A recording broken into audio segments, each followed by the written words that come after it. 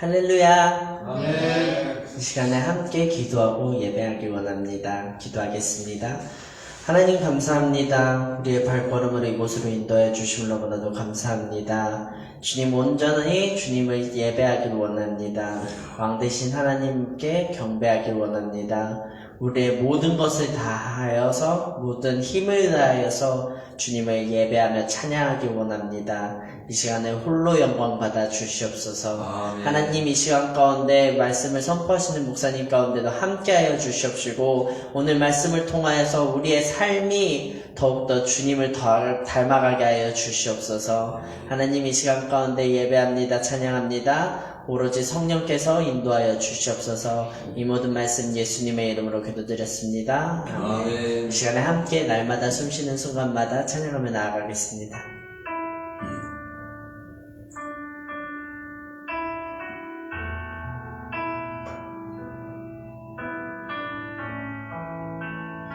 함께 고백하겠습니다. 날마다 숨쉬는 순간마다 날마다 숨쉬는 순간마다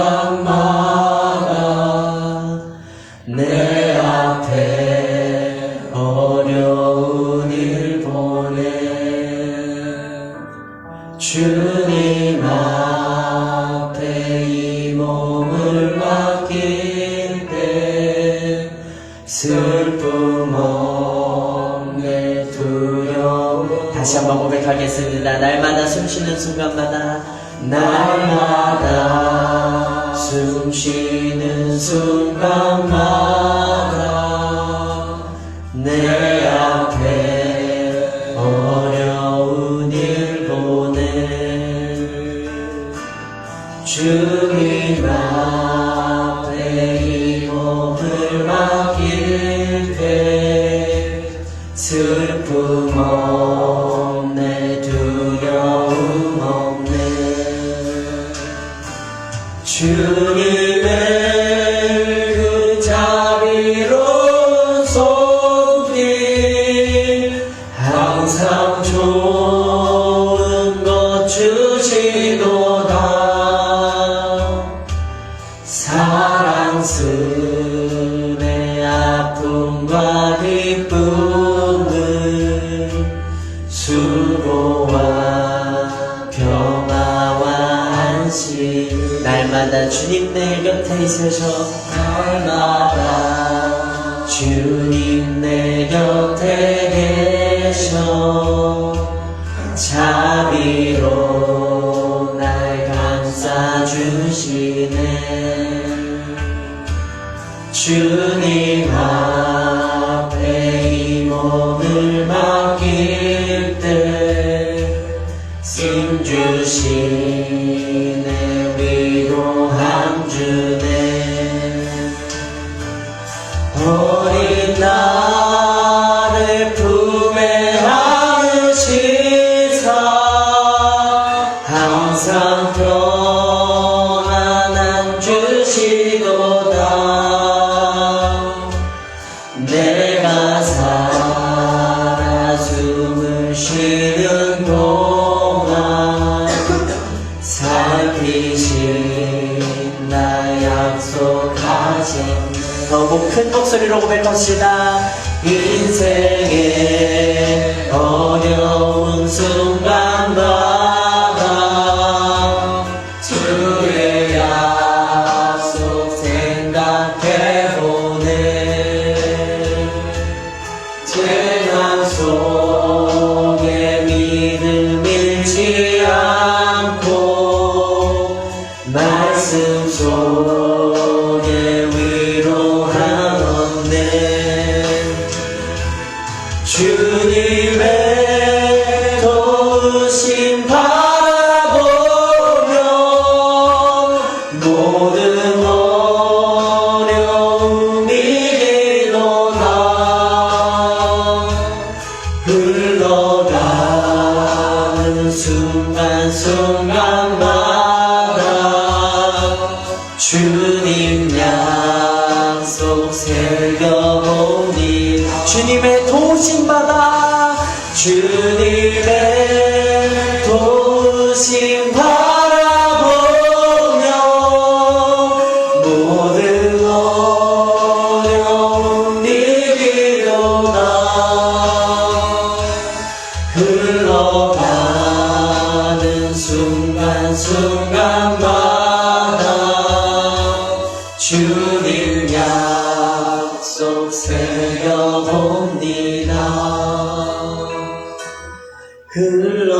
흘러가는 순간순간마다 주님 약속 새겨봅니다. 항상 우리를 지키시고 인도하시는 주님께 박수의 영광 돌리기 원합니다. 아멘.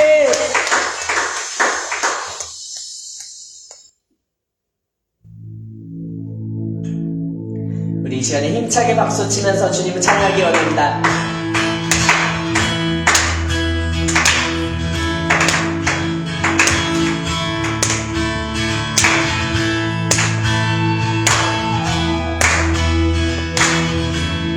함께 고백합시다. 주 이름 찬양,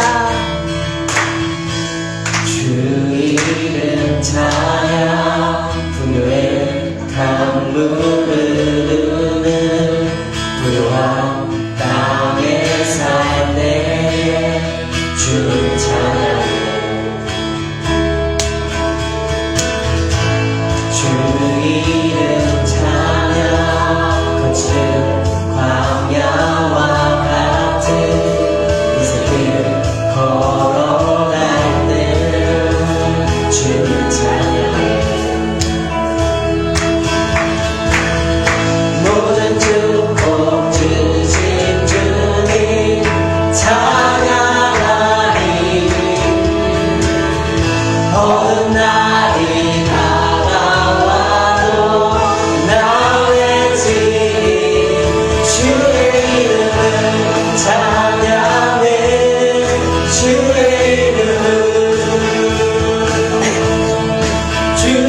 이름을 찬양해. 여호와로운 주 이름 찬양. 주 이름 찬양, 주 이름 찬양. 햇살이 나를 비추고 만물을 새롭게 낼 때 주를 찬양해. 주 이름 찬양. 가는 길 험할지라도 고통이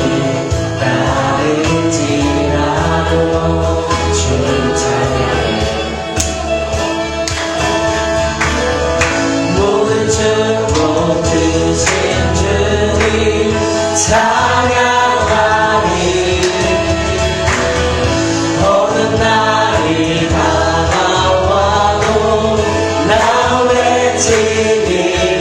주의 이름을 찬양해. 주의 이름을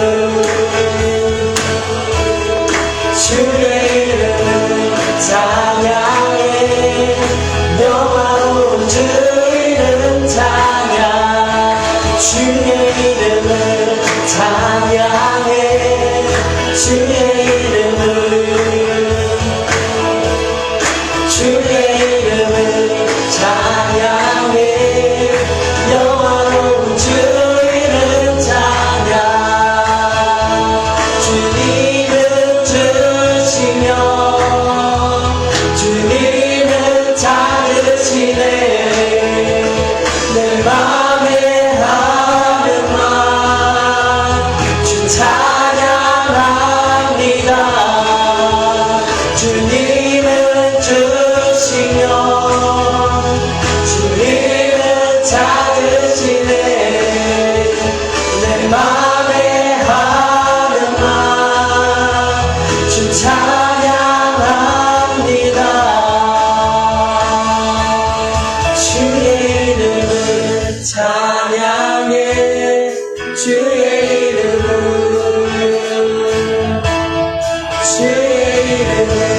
찬양해. 여호와로운 주 이름 찬양. 주의 이름을 찬양.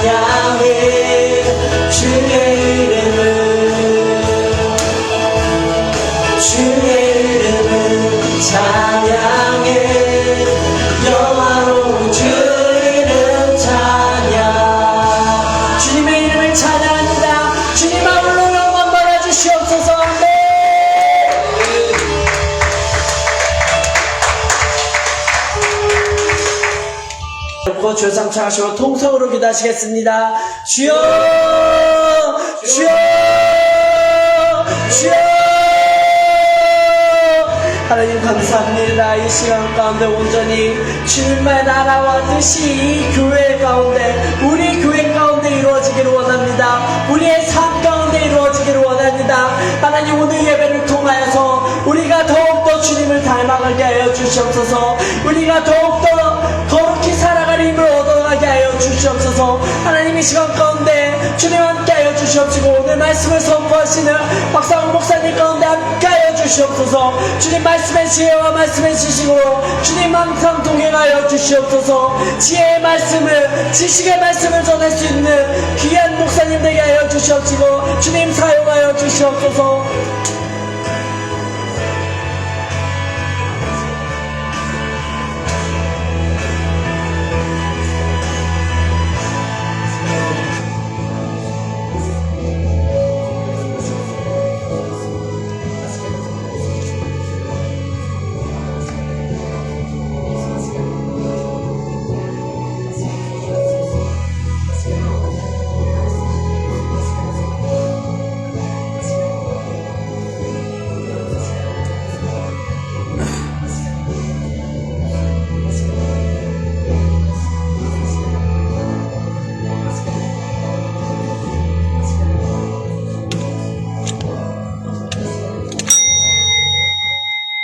할렐루야.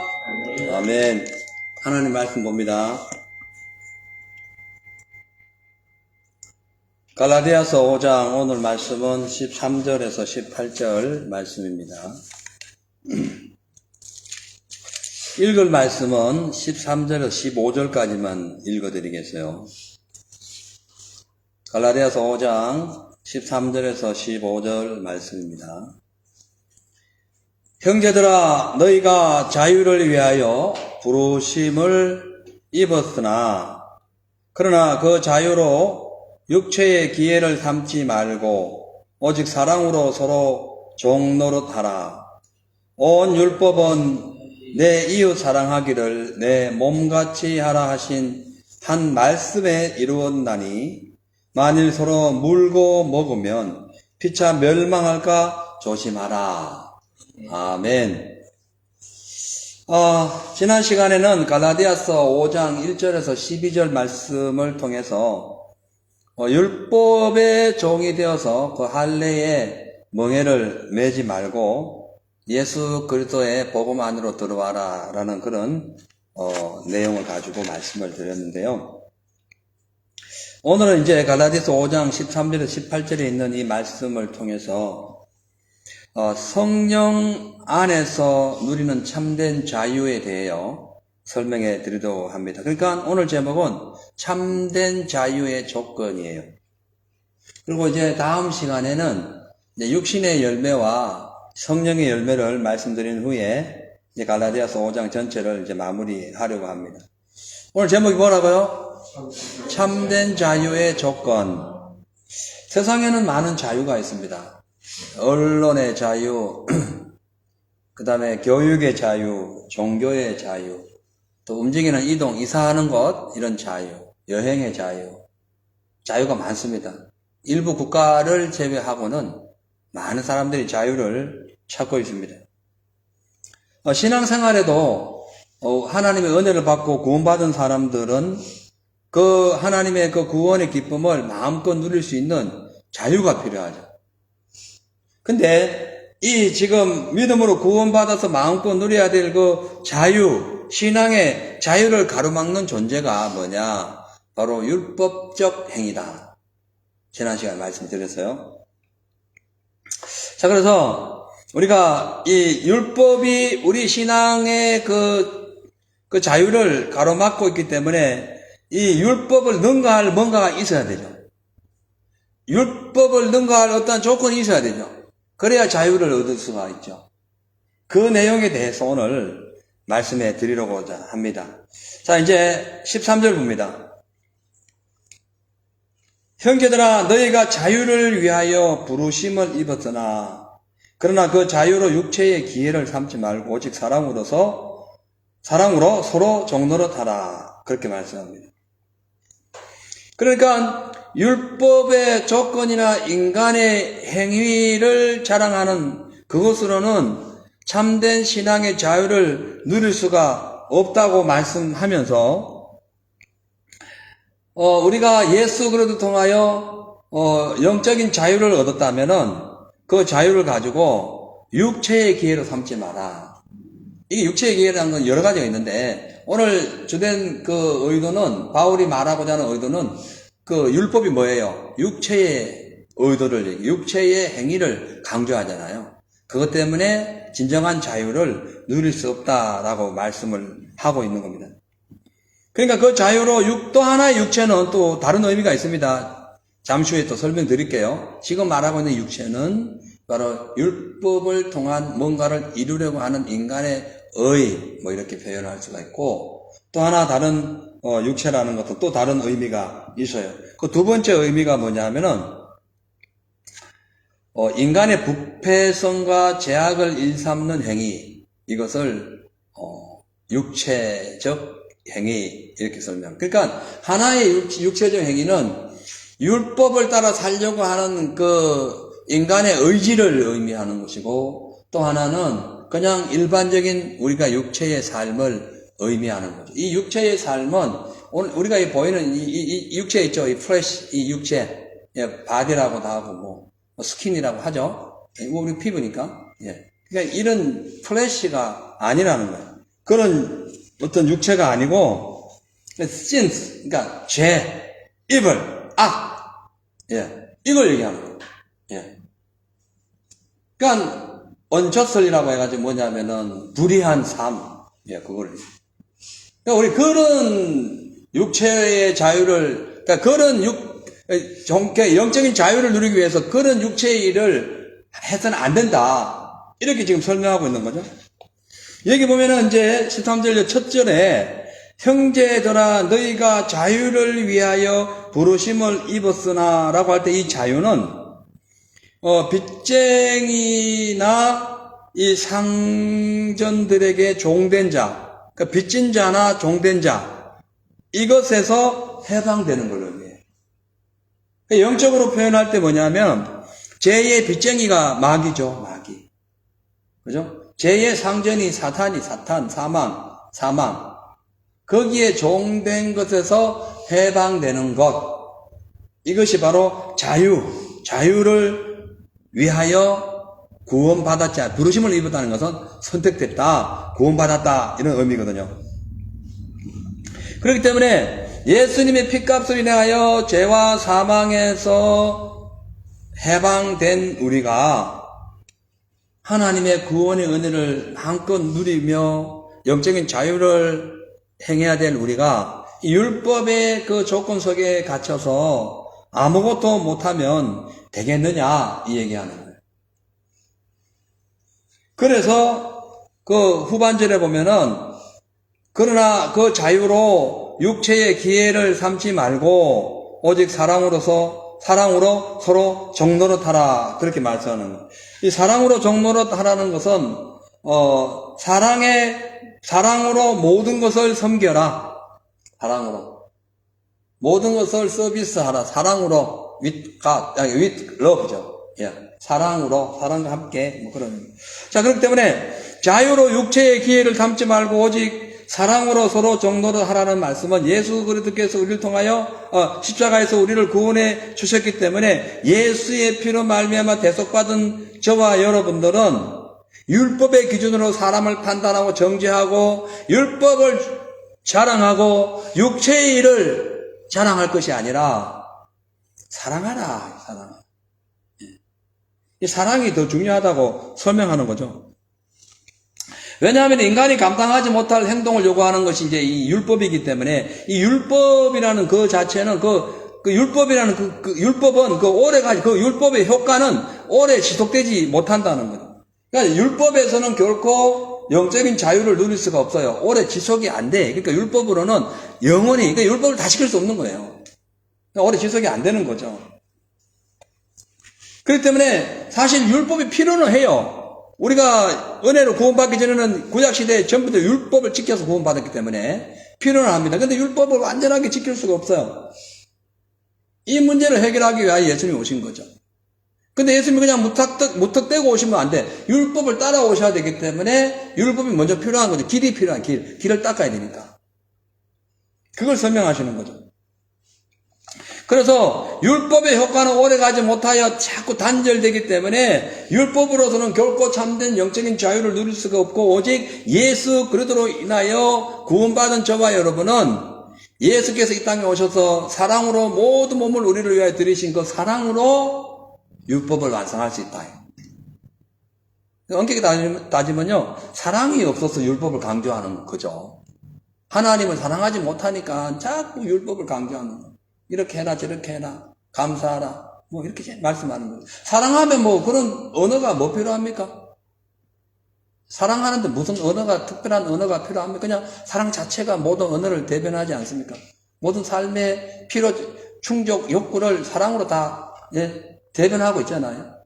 사랑이 없는 게 이제 문제라는 거죠. 그래서 이제 14절 보니까 이렇게 말씀합니다. 내 이웃을, 그러니까 온 율법은 내 이웃 사랑하기를 내 몸같이 하라 하신 한 말씀에 이루어졌나니, 이렇게 말. 그러니까, 내 이웃을 내 몸처럼 사랑하면 모든 율법이 완성된다는 거죠. 죄에서 해방된 성도들은 율법을 자랑하거나 어떤 육체의 일을 즐기는 것이 아니라, 그냥 하나님의 사랑을 통하여 살아갈 모든 인생의 필요한 기반을 다지게 되는 거죠. 그 사랑 자체가 모든 율법의 완성이기 때문에 그 사랑으로 하나님을 사랑하고 사랑으로 이웃을 섬기면 율법이 완성되는 거예요. 사랑이 없는 율법 속에는 늘 정죄만 합니다. 저 사람이 왜 저래? 왜 그 모양이야? 그렇다가도 하나님 사랑이 딱 또 들어오면은 그럴 수 있지 이렇게 되는 거예요. 그럼 율법의 정죄가 필요 없죠. 너 왜 이렇게 했어 저렇게 했어가 아니죠. 그냥 그게 아니다. 사랑이 필요하다. 사랑. 그래서 이제 이 갈라디아서 5장 14절에 온 율법은 내 이웃을 내 몸과 같이 사랑하라 하셨나니 이 말씀은 어디에서 나왔냐면은 예수님의 말씀에서 나온 거예요. 예수님 말씀. 자, 마태복음 22장 35절에서 40절 말씀 보겠습니다. 같이 읽겠어요. 시작. 그 중에 한 율법사가 예수를 시험하여 묻되 선생님이여 율법 중에 어느 계명이 크니까 예수께서 가라사대 내 마음을 다하고 목숨을 다하고 뜻을 다하여 주 너희 하나님을 사랑하라 하셨으니 이것이 크고 첫째 되는 계명이요 둘째는 그와 같으니 내 이웃을 내 몸과 같이 사랑하라 하셨으니 이 두 계명이 온 율법과 선지자의 강령이라 이렇게 말씀합니다. 어떤 율법 학자가 예수님 찾아오셨어요. 시험하기 위해 가지고 예수님 율법 중에 어떤 율법이 가장 큽니까? 안식일 지키는 겁니까? 절기 지키는 겁니까? 뭐 제사를 잘 드리는 것입니까? 뭐 등등 물어봤겠죠. 어떤 게 큽니까? 그러니까 예수님께서는 뜻밖의 말씀하시는 거예요. 내 마음을 다하고 뜻을 다하고 목숨을 다하여 주 너희 하나님을 사랑하라 하셨으니 이것은 첫째 되는 계명이고 둘째 계명은 이와 같이 내 이웃을 내 몸과 같이 사랑하라 하셨으니 이 율법이 바로 율법의 완성이고 선지자의 강령이다라고 강조하신 거죠. 여러분 율법은요 딱 두 가지 법으로 그냥 율법 자체는 두 가지 원칙이 있어요. 법이 아니고 두 가지 원칙이 있어요. 하나는 하라는 것과 또 하나는 하지 말라는 거예요. 하라는 것을 안 하면 정죄받고 하지 말라는 것을 하면 정죄받는 거예요. 이거 율법의 아주 조건, 두 가지 중요한 조건이에요. 그런데 인간의 행위로는 하지 마라 한다고 끝까지 하지 않고 하라 한다고 끝까지 하지 못한다는 거예요. 하다가도 힘들면 못할 수 있고 안 하다가도 뭔가 마음이 감동받으면 할 수 있는 거예요. 이게 인간의 한계입니다. 그렇죠? 이게 한계예요. 그래서 이 율법을 이행할 능력은 어떤 인간에게도 없기 때문에 율법 앞에서 모든 사람은 번번이 실패해요.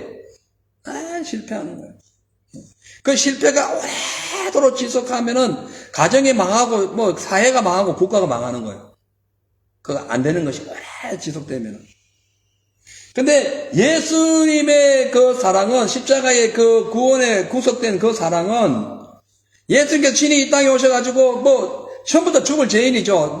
그냥 행편 없죠. 불의를 행하고, 악행을 하고, 그런 사람들을 다 대신해가지고, 십자가에 못 박히, 직접 모든 죄를 들고 십자가에 못 박히셨다가 부활하심으로 인해서 하나님의 사랑을 실천했는데 그 사랑이 구원이에요. 구원. 율법 자체가 구원을 위한 법이에요. 지키면 구원, 안 지키면 못 구원, 안 구원. 그 말씀인 거예요. 근데 예수님이 다 지키셨어요. 그래서 예수님이 친히 모든 것을 다 지키셨는데 그 구원을 뭘로 이루셨다? 사랑으로. 그래서 하나님을 사랑하고 이웃을 사랑하는 것이 율법의 완성이고 선지자들이 한 모든 가르침이다. 강령은 가르침을, 강해할 때 가르치는 해석 이런 거잖아요. 예. 근데 강령하면, 그러니까 강해하는 명령, 설교하는 명령, 이런 게 강령, 이런 거. 자, 그래서 우리가 가정에서나 직장에서나 교회에서나 국가 관계에서나 세계 모든 사람들이 율법의 잣대로 어떤 상대방을 어떤 무엇인가를 기준을 삼게 되면은 그곳에는 사랑이 없는 거예요. 정죄밖에 없는 거예요. 하나 하지 말라는 건 딱딱한 법밖에 없는 거예요. 근데 사랑이 거기에 쑥 들어가면은 모두 이해가 되고 격려하게 되고 또 용서하게 되고 서로 덮어주게 되고 다 용서가 되는 거예요. 거기서 사랑이 되는 거예요. 율법 돼버려요. 율법이 된 거예요. 지켜라 마라 할 거 없는 거예요. 된 거예요. 예. 근데 그럼에도 불구하고 예수님의 은혜와 하나님의 사랑을 무시하고 인간의 고정관념 속에 틀에 갇혀가지고 율법적 잣대로 인생을 평가하거나 타인의 모든 어떤 허물을 정죄하게 된다면은 서로에게 상처만 될 뿐 마귀만 좋아하는 꼴이 되는 거예요. 하나님의 사랑이 없는 거예요. 그래서 온전한 율법은 사랑으로 완성된다. 아멘. 그래서 15절에 보면 사랑 없는 율법과 율법 없는 사랑이 서로 딱 부딪히면은 분쟁한다. 물고 뜯어먹는 그런 상황이 온다. 그렇게 얘기하고 있어요. 자, 같이 읽습니다. 15절. 시작.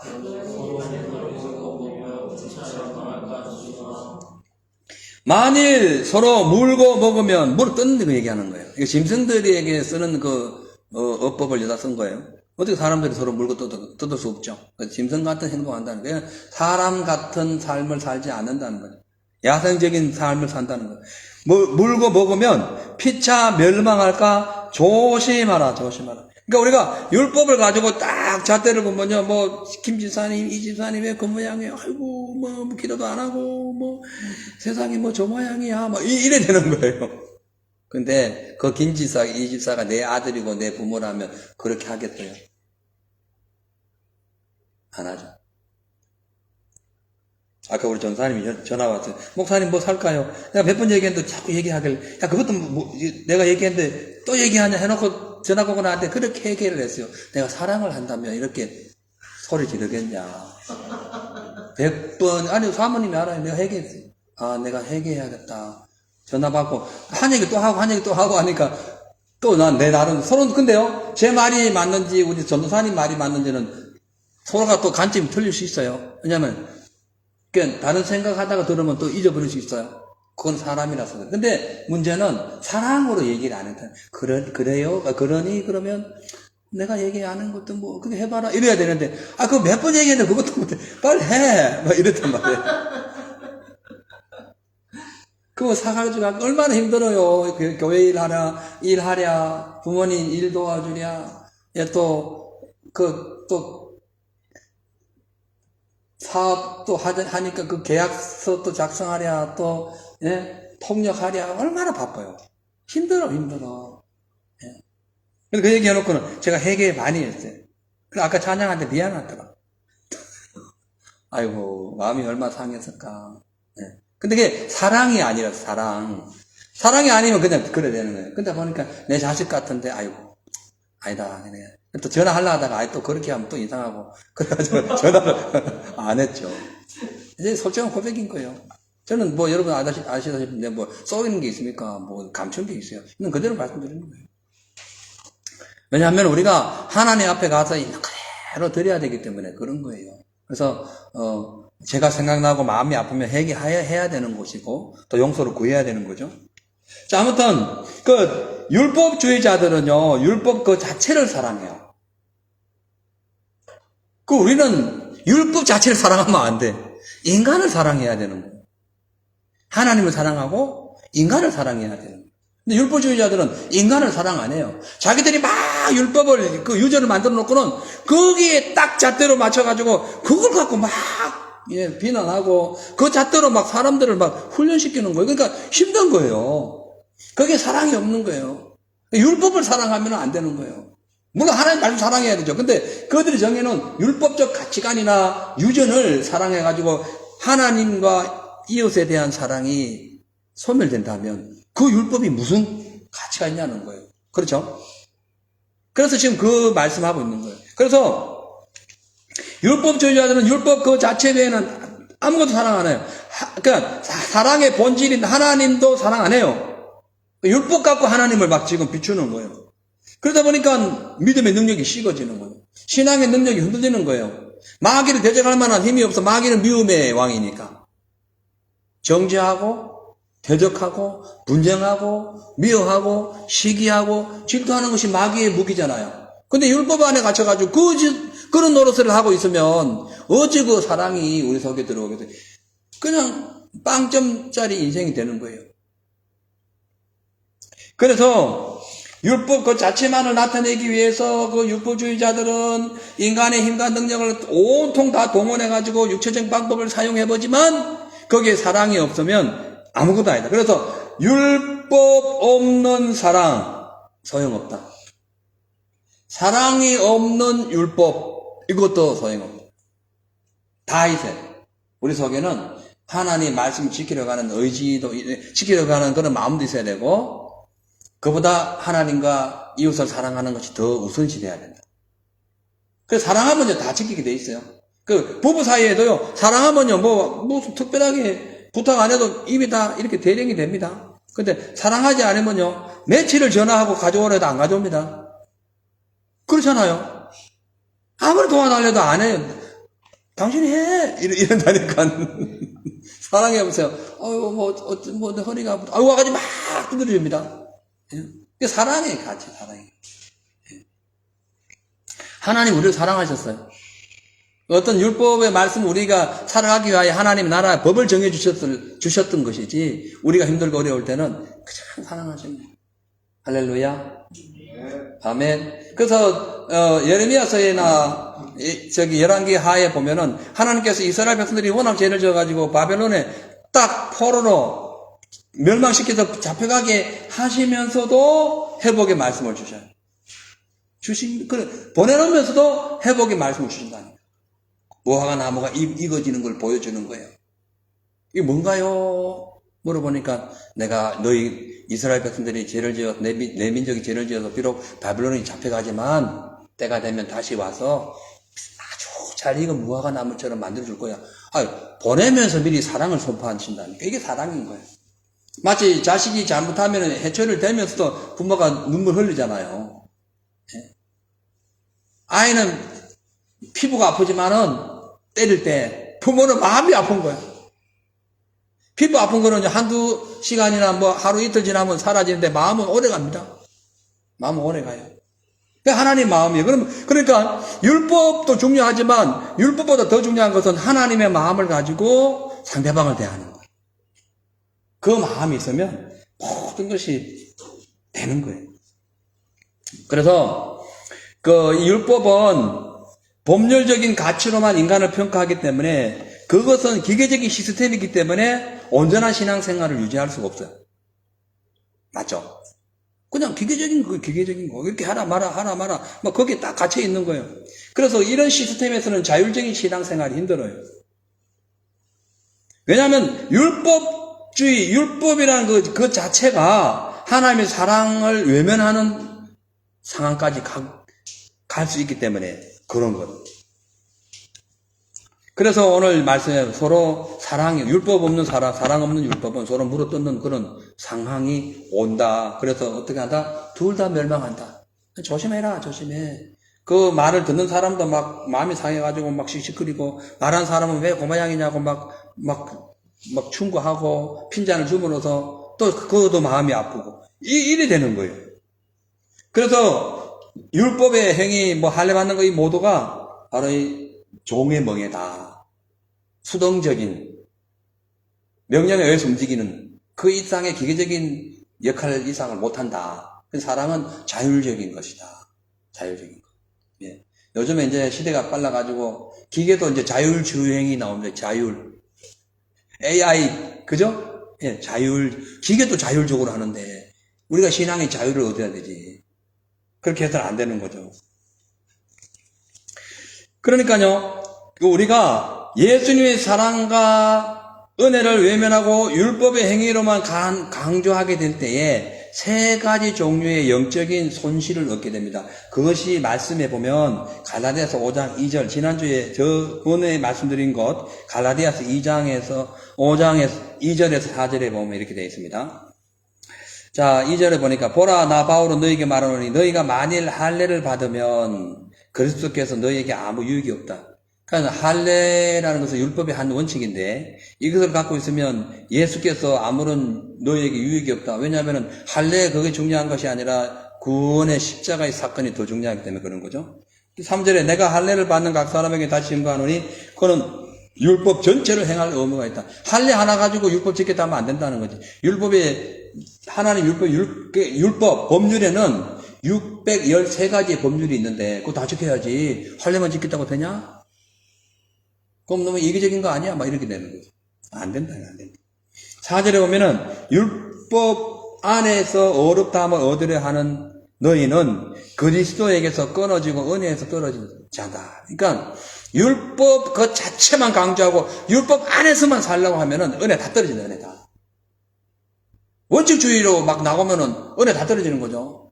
예. 여러분, 검사실에 가서, 거기서 무슨 검사실에 가서 조사받는데 무슨 웃음이 어디 있어요? 너 죄 지어서 안 지었어. 너 10년, 20년이야 막 그냥 형량이 떨어지는데 거기서 무슨 웃음이 있어요? 검사가 싱싱 웃으면서 너 15년 살래? 20년 살래? 이러겠어요? 너 죄가 많아. 너 20년짜리야. 예? 저도 사업하다가요. 회사 부도날 위기 놓이면서 노임을 못 준 적이 있어요. 그 검사실에 한번 붙들려 간 적이 있어요. 경제사범으로. 그건 모두 쏘기거나 그렇게 된 것이 아니라 회사 자체가 부도가 날 위기였기 때문에 그랬던 적이 있었어요. 그 검사실에 가면요, 살벌합니다. 살벌해요. 살벌해요. 우리가 이제 금식 3일 하고 갔더니, 가가지고는 거기서 역전돼. 나 하나님 대단하죠. 금식 3일 하고 갔는데, 거기서 역전돼 버렸어요. 고소한 사람이 도로 들어가게 된 상황이 온 거예요. 그래서 제가 오히려 가가지고 그거를 써주고 해가지고 그 사람이 나오고 어떻게 끝난 거. 야, 난 지금 생각해도 어떤 그런 기적이 일어날 수 있는지. 제가 3일 금식한 거는 이제 내가 들어가가지고 판결 받으면 영창 들어가기 때문에 3일 금식한 거예요. 근데 그날 고소한 사람이 들어가게 생겼다니까요. 거짓말을 해가지고 그 사람이. 예. 거짓말하면 안 돼요, 어디 가도. 예. 진실해야 돼. 물론 금식의 능력이지만 어떻게 거기서 설명하자면 길어서 얘기하고 간단하게 말씀드린 것인데, 상상이 안 가요. 그래서 금식은 이사야서 58장에 보면은 금식은 하나님이 기뻐하시는 금식은 흉악한 결박이 풀리는 거예요. 그 결박이 1년 2년 살아야 될 결박이 세사들이 풀려난 거예요. 아무튼 간에 검사실에 가가지고 무슨 딱딱한 법률적인 얘기해서 무슨 사랑이 나오고 무슨 웃음이 나오고 거기에 무슨 기쁨이 있겠어요. 딱딱하잖아요. 그 법률 그 자체 가지고는 딱딱하다. 그래서 은혜에 떨어진다. 은혜가 없다. 은혜는 야들야들한 거예요. 예? 물로 따지면은 율법은 얼음이고 이 은혜는 그냥 따뜻한 물인 거예요. 같은 물이지만 틀린 거예요. 예? 같은 CO2지만 틀리다니까.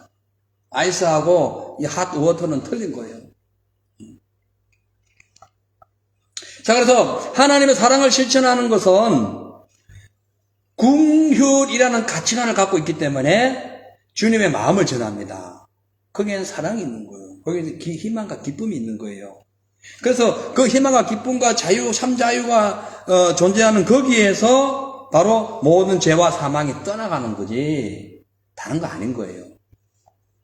자, 그래서 우리가 하나님의 사랑이 내 마음에 존재한다면 뭐 나 자신과 나 가족, 뭐 이웃, 교회 성도님들 모든 분들에게 그 하나님의 사랑이 내 속에 있다는 그 자체만이라 해도 이미 율법이 완성되고 있는 거다. 맞죠? 그런 거예요. 여러분, 사랑이 최고입니다. 자녀들 기를 때도 혹은 또 이웃을 또 뭐 대할 때도 직장 동료를 대할 때도 왜 그 모양이야? 이거보다는 그럴 수 있다라고 한번 입장을 바꿔보세요. 예. 그러면 하나님께서 역사하시는. 그래서 로마서 13장 10절에 보면 사랑은 이웃에게 악을 행치 아니하나니 그러므로 사랑은 율법의 완성이니라. 사랑은 이웃에게 악을 행하지 않는다는 거죠. 정죄하지 않는다는 거죠. 핀잔을 주거나 멸시 주거나 모멸함을 주지 않는다는 거죠. 사랑은 이웃에게 은혜를 주는 거예요. 기쁨을 주는 거예요. 예수의 마음을 심어주는 거예요. 그래서 그 사랑이 율법의 완성이다. 율법을 완성시킨 분이 예수님이잖아요. 그러니까 그 율법의 완성이 거기에 들어가는 거예요. 지금 뭐 우크라이나하고 러시아가 전쟁에 나가지고 뭐 오랫동안 지금 싸우고 있는 이유가 뭐예요? 사랑을 하지 않아서 그런 거예요. 사랑을 하지 않은 거. 땅 따먹기 뭐 좀 더 달라. 아니 좀 작은 나라가 그거 갖고 있는 거 아니 러시아가 땅이 크면은 좀 더 주지. 땅이 크잖아. 맞아요 안 맞아요? 맞아요. 좀 줘. 그 땅덩어리 큰데 뭘 또 가져오려고 무슨 가스관 무슨 산업 강물이니 뭐 석유니 뭐 때문에 전쟁했어요? 예? 나토 가입? 또 특별한 또 물론 그게 네 말이 맞는데 거기 다 그 어떤 산업 강물이나 이런 게 있다니까요. 근데요 세간에서는요 왜 전쟁을 했냐면은 우크라이나가 아주 동성애가 심해요. 말도 못해요. 그래서 러시아 정교회에서 푸틴이 전쟁하는 것을 축복해버렸어요. 왜냐? 동성애가 너무 심하니까. 그래서 러시아 정교회에서는요 세간에서 들리는 말이에요. 예? 근데 근거 없는 말은 아닙니다. 러시아 정교회에서는요 그 이번 전쟁을 성전으로 성전 거룩한 전쟁이라고. 거룩한 전쟁. 동성애를 처리하는 전쟁. 이렇게 이제 프레임을 씌운 거예요. 그들이 씌운 프레임일 수 있어요. 예, 물론 나토는 이제 정책적인 것이고 이제 그런 의미가 있는데, 자, 그렇다 할지라도 그렇게 사람들 막 탱크를 몰고 가지고 아파트 때려 부수고 폭탄을 쏴고 뭐 미사일을 쏴가지고 막 그렇게 할 필요는 또 뭐 있냐? 사랑이 없어서 그런 거예요. 사랑이 없어서. 예? 사랑이 없는 거예요.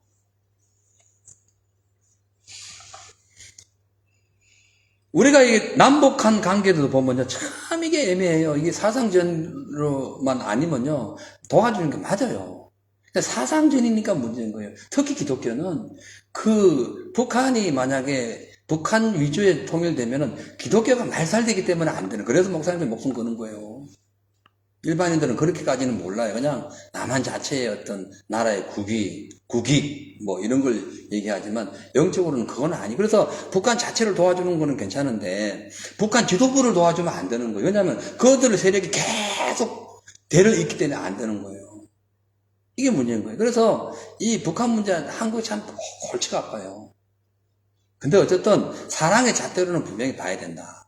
네, 사랑의 잣대로는. 근데 사상 어떤 남한의 정부 자체에 어떤 정치인들이 그 사상이 그냥 북한화 돼가지고 공산화 돼가지고는 그쪽으로 도와주는 거 이거는 또 안 돼요. 그 나라 말아먹는 거예요. 작년 5년 동안 그랬기 때문에 목사님들 목숨 걸었던 거죠. 그 중에는 뭐 사이비도 있었고 종류가 있었지만 그래도 신실한 목회자들은 그걸 놓고 목숨 건 거죠. 아무튼 간에 자유라는 것은 참 좋은 겁니다. 근데 이 자유라는 것이 우리가 이게 영적인 자유라는 게 참 좋은데 이 자유를 자유되게 하려면은 자유에 방해되는 요소를 제거해야 되는데 이것이 율법적 가치관을 강조하는 거다 이거예요. 그거를 도말하고, 그거보다는 사랑을 거기에 접목시키면은 율법이 사랑 속에 잠기면서 완벽한 하나님의 은혜가 임한다. 이 뜻인 거예요. 원래 오늘은 육신의 열매와 이제 쭉 나오죠. 18절 이하, 19절 이하에 육신의 열매와 성령의 열매를 다 말씀드리려는데 너무 많아요. 그래서 육신의 열매와 성령의 열매는 다음 시간에 말씀드릴 거예요. 강대하지만은 좁혀서 육신의 열매 쭉 그 열매까지 중에서 하나, 둘, 셋, 세 가지 단계를 나누고 성령의 열매 중에서도 세 가지 단계를 나눠서 설명을 드리면 이게 편할 거예요, 여러분들. 그냥 막 성령의 열매 사랑과 희락과 합병과 자비와 온유와 오래 참음과 양선과 온유와 절제와 충성 이런 순서 틀려요. 예, 그런 전체 다 외우기보다가 나누어서 알고 외우는 것이 좋아요. 자, 아무튼 간에 우리가 사랑하면 모든 것이 영적인 거나 모든 삶에 있어서 자유롭게 되지만은 율법의 잣대로 어떤 것을 상대한다면은 모든 것에 분쟁이 일어나고 싸움이 일어날 수밖에 없는 거예요. 왜냐하면은 율법의 행위에 초점을 두게 되면은 매사에 자기 입장에서 보고, 자기 입장에서. 내 입장에서 보는 거예요. 근데 사랑으로 초점을 두면은 타인의 입장에서 보는 거예요. 하나님께서 우리 입장에서 보셨기 때문에 예수님 오셔가지고 십자가 지신 거예요. 하나님 입장에서 보면은 용서 못 받을 죄인들이 우리가. 맞죠? 근데 우리의 입장에서 보니까 용서가 되더라는 거예요. 그래서 친히 이 땅에 오셔서 십자가 지신 거예요. 그게 사랑이라는 것이. 그것이 예수 그리스도의 은혜라는 거예요. 그래서 온전하고 은혜로운 영적인 자유를 얻기 위해서는 우리가 어떻게 하냐? 이 성령의 은혜를 받아야 된다. 성령을 쫓아서 살아야 된다. 이것이 이제 16절에서 18절입니다. 같이 읽겠어요. 내가 16절부터 시작. 내가 이르노니 너희는 성령을 쫓아 행하라. 그리하면 육체의 욕심을 이루지 아니하리라. 육체의 소욕은 성령을 거스리고 성령의 소욕은 육체를 거스리다니 이 둘이 서로 대적함으로 너희의 원하는 것을 하지 못하게 하려 함이라. 너희가 만일 성령의 인도하시는 바가 되면 율법 아래 있지 아니하리라. 아멘. 16절에서 성령을 쫓아 행하라 이렇게 건면하는 거예요. 그래야 육체의 욕심을 이루지 아니해야 한다는 거예요. 성령을 받아야, 성령을 따라 살아야만이, 그러니까 성령의 지시를 받아야만이 우리가 마음이 풍요로울 뿐만 아니라 육체의 모든 욕심과 제약에서 벗어난다는 거죠. 그래서 성령의 지시를 안 받으면 육체의 소욕을 따라가요. 육체의 소욕. 예. 육체의 소욕이 참 얼마나 인간을 비열하게 만들고 죄의 주동자로 만드는지 모릅니다. 음행, 더러운 것, 호색, 우상숭배, 술수, 원수 맺는 것, 분쟁, 시기, 분냄, 당짓는 것, 불리함, 이단, 투기함, 술취함, 방탕함 이런 것들이 육체의 소욕이라는 거예요. 이거 외에도 많아요. 로마서에 가면 또 있어요. 육체의 소욕이 얼마나 많은지 몰라요. 근데 성령을 쫓아서 행하지 아니하면 육체의 소욕이 쑥 들어오는 거예요. 그래서 육체의 소욕이 쑥 들어올 때 그걸 탁 차단시키려면 성령의 소욕을 따라서 성령의 은혜를 따라 살아야 된다는 거죠. 그래서 우리가 성령을 쫓아 행하라. 그리하면 육체의 욕심을 이루지 아니하라. 이 말은 성령만이 육체의 정욕을 차단할 수 있는 능력이 있다. 우리는 육체 자체이기 때문에. 근데요, 이 육체는 육체를 움직이는 원인이 어디냐면 영. 창세기 2장 7절에 하나님께서 흙으로 사람 만들잖아요. 사람에게 영을, 이거 성령, 푸뉴마, 성령이라는 거예요. 예. 디나미스, 헬라어로 디나미스. 이게 뭐냐면 폭발적인 능력, 이런, 힘, 생명, 능력. 자, 근데 푸뉴마가 쑥 들어가면서 흙이 사람이 됩니다. 그거 움직이는 거예요. 그래서 성령이 딱 소멸되면 하나님의 영이 코로 들어갔으니까 움직이는 거예요. 육체가 움직이는 거예요. 우리 플래시가 움직이는 거예요. 이 몸이. 자, 움직이는데, 여기서 코에서, 이게 성령이 그러니까 하나님의 영이 쑥 빠져나가 봐요. 이 육체는 그냥 다시 흙이 되는 거지. 그러면 지금 현재 우리가 내 눈에 보이는 건 육체지만 이 육체를 움직이는 것은 뭐예요? 영이지, 영. 근데 성령이 내 안에 꽉 차 있어야 내 육체가 거룩해지는 것은 하나님의 영으로 육체가 움직이기 때문에 그런 거예요. 근데 성령이 소멸됐다 그러면 악한 영이 오는 거예요. 악령이라는 거예요. 악령. 예? 악령. 악령이 딱 들어오면 어떻게 돼요? 내 육체가 더럽게 움직여지는 거예요. 육체의 소욕을 따라 사는 거예요. 그래서 내 육체를 거룩하게 다듬어 가고 하나님의 나라의 그 천성에 올라가는 그런 보배로운 존재가 되기 위해서는 성령을 충만히 받아야지. 그래야 내가 사는 거예요. 하나님께서 우리에게 성령을 주셨을 때에 우리에게 책임감을 주시는 책임. 너는 이렇게 살아라. 근데 성령을 소멸하면은 악령이 들어오니까 그렇게 못 사는 거죠. 그 심지어 예수 안 믿는 모든 분들이 지옥 가는 이유는 성령의 역사가 없기 때문에 그런 거예요. 안 믿는 분들 뭐 이런 방송 듣고 그런 게 어디냐고 그런 게 있어요. 그런 게 있다니까요. 저도 예수 안 믿을 때에 누가 와가지고 당신 죄인이라면 내가 막 사대질하고 싸웠어요. 내가 무슨 죄인이냐고. 나 내 남들 양심껏 살았는데 무슨 죄인이냐고 싸웠다니까요. 이제 그런 죄를 얘기하는 게 아니에요. 성령을 거부하는 죄라니까, 성령을. 주님께서 이렇게 영을 넣어주셔가지고 우리 몸이 움직이는데 이걸 거부해버리니까 죄가 되는 거예요. 그 얘기하려면 너무 길어서 뭐 몇 시간을 설명해도 안 되는 거죠. 그래서 로마서 8장 6절 한번 보세요. 여기 보면 같이 읽겠어요. 시작. 육신의 생각은 사망이요 영의 생각은 생명과 평안이니라. 육신의 생각은 사망이 사망. 성령의 생각은 생명과 평안인 거예요. 생명과 평안이 있고 자유를 의미하는 겁니다. 여러분 생명이 풍성하고 평강이 가득 차면 자유를 누리는 거예요. 예? 그렇죠? 그 프리덤이 거기서 나오는 거예요. 뭐가 자유예요? 그것이 자유지. 그래서 육신의 생각은 선악과를 먹으려고 하는 마음이 들어가 있기 때문에 그 죄가 되는 거예요. 그 사망인 거지. 그러니까 하나님께서 아담 하와에게 분명히 말씀하셨는데 그들이 영의 생각으로 하나님의 말씀을 받아들이지 아니하고 육신의 생각으로 딱 받아들이니까 선악과를 먹으려고 하는 거예요. 먹어버렸죠. 자, 그래서 성령의 생각은 하나님의 뜻에 순종하지 못할 뿐만 아니라 순종할 수도 없어요. 그 대적하는 거 대적. 그러다 보니까 그 육신의 생각 그 자체만 해도 생명과 평강이 사라지는 거예요. 근데 아까 율법에 대해서 육체라고 하잖아요. 율법을 너무 따라 율법의 그 삶의 기준을 딱 맞춰버리면은 사람이 육체적으로 살아가려고 육체적으로 구원을 이루려고 하기 때문에 문제가 됐다 하잖아요. 그래서 성령의 충만함을 받아야 되는 거예요.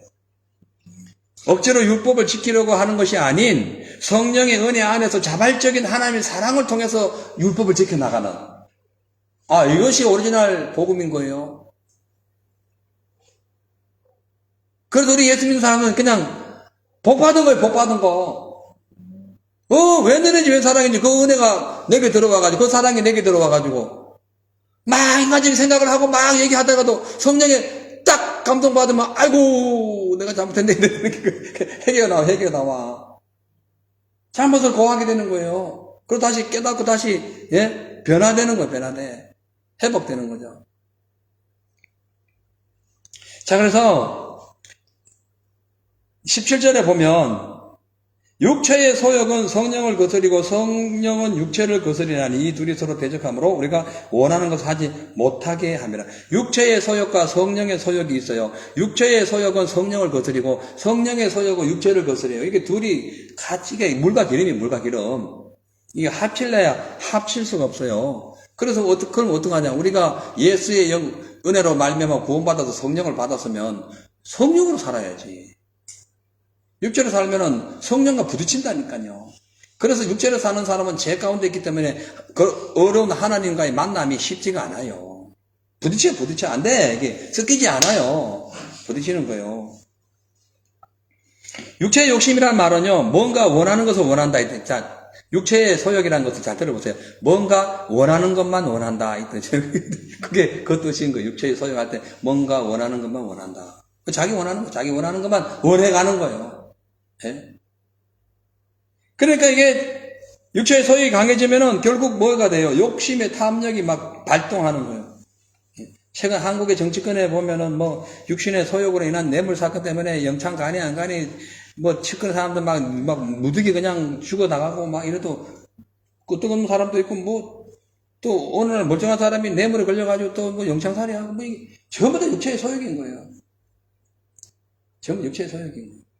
그래서 우리가 예수 믿고 사는 사람들은 너무 육체의 소욕을 강조하면 안 돼요. 그냥 사회적으로 이슈가 되고, 예, 진짜 정직하게 사는 사람들의 마음에 그냥 대못을 받는 일이 얼마나 많습니까?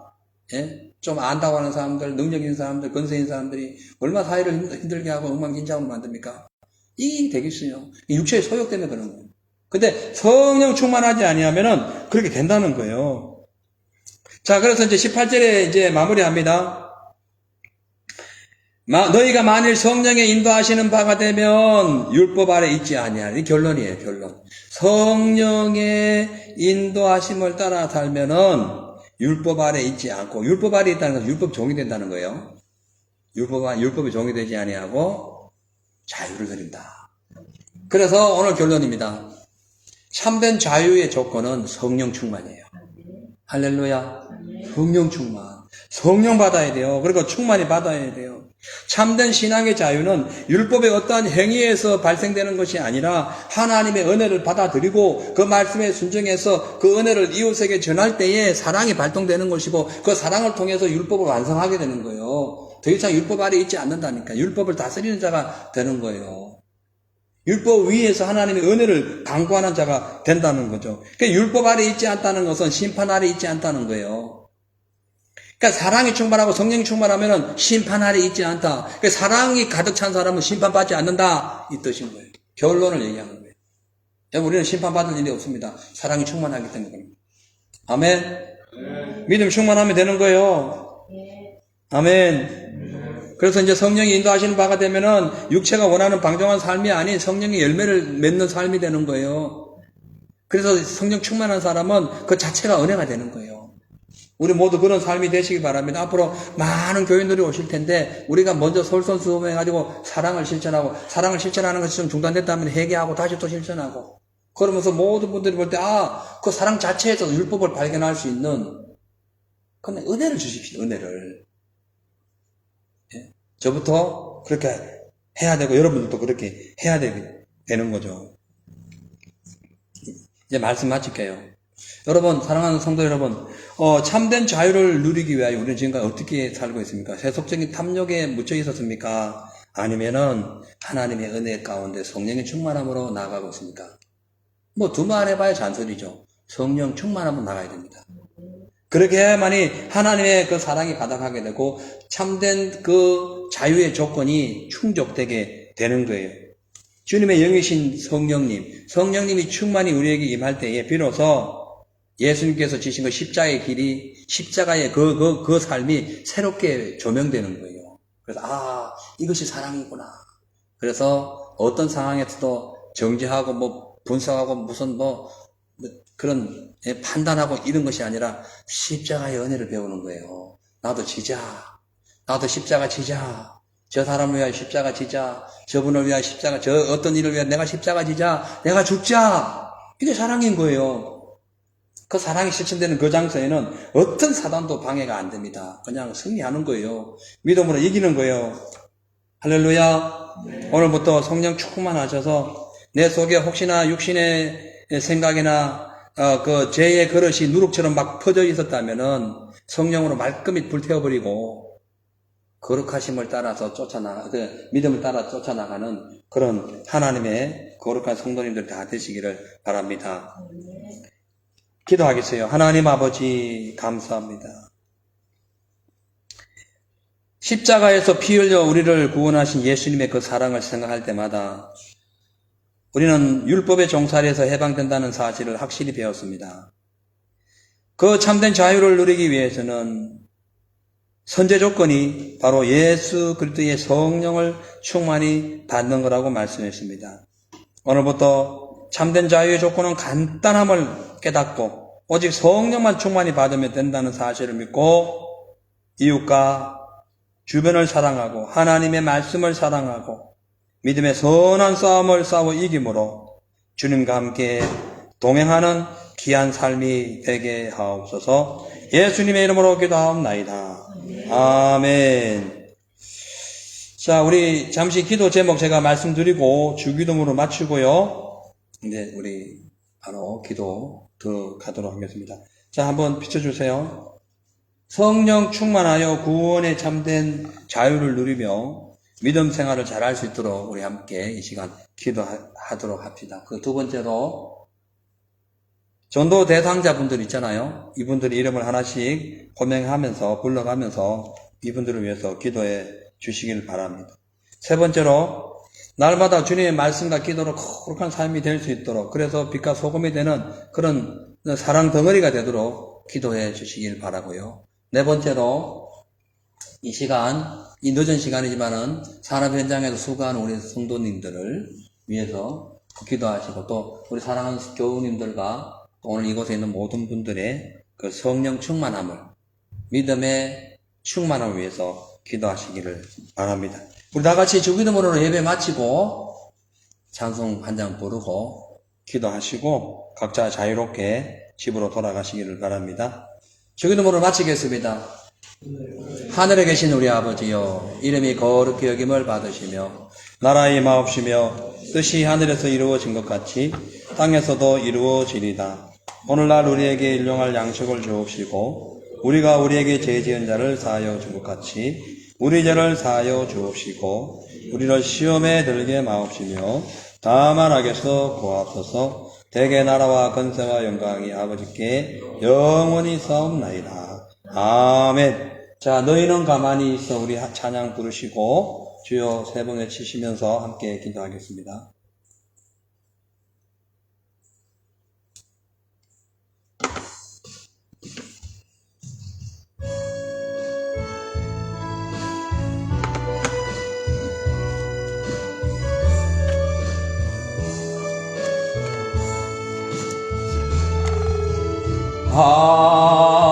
하나님은 우리의 피난처가 되시고 환난 중에 우리의 힘과 도움이시라. 너희는 가만히 있어. 주가 하나님 대말지어다. 열방과 세계 가운데 주가 높임을 받으리라. 아멘. 사랑합니다 내 아버지, 사랑합니다 내 엄만 다하여 선포합니다. 예수 그리스도 주님 오심을 기다리며. 우리 한 번만 더. 하나님은 우리의 하나님은 우리의 피난처가 되시고 환난 중에 우리의 힘과 도움이시라. 너희는 가만히 있어. 주가 하나님 대할지어다. 열방과 세계 가운데 주가 높임을 받으리라. 사랑합니다 내 아버지, 사랑합니다 내 온 맘 다하여 선포합니다. 예수 그리스도 주님 오시길 기다. 우리 주여 삼창하시고 기도하겠습니다. 주여 주여 주여. 할렐루야. 하나님 아버지 감사합니다. 성령님, 성령 충만 주여